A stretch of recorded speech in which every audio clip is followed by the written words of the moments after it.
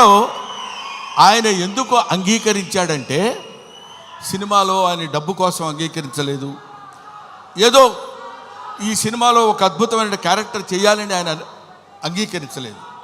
ప్రభాస్ ఒక మానవతా విలువలు కలిగిన మనిషి, ఒక మంచి మనిషి. ఎవరైనా ఏదైనా చేయిజాప అడిగితే కాదనేటువంటి వ్యక్తి కాదు ప్రభాస్. ఎవరైనా అద్భుతమైనటువంటి స్థితిలో ఉండి ఇది నాకు కావాలి అని అడిగినప్పుడు, ముఖ్యంగా ఆ విషయంలో చెప్పాలంటే మోహన్ బాబు గారికి అత్యంత సన్నిహితుడు. మోహన్ బాబు గారు ఎలాంటి వాడంటే, ఓ చిన్న ఆల్కహాల్ లాంటి వాడు, అలవాటైతే వదిలిపెట్టలేం.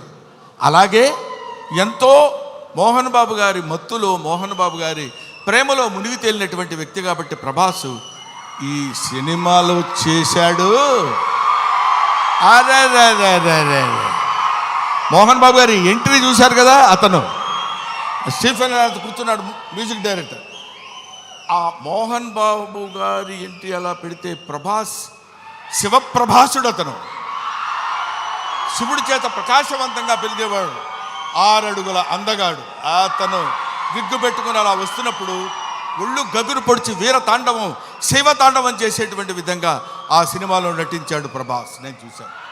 ఆహా, ఇది కదా సినిమా, ఇది కదా శైవభక్తి, ఇది కదా దైవభక్తి అని నిరూపించేటువంటి సినిమా.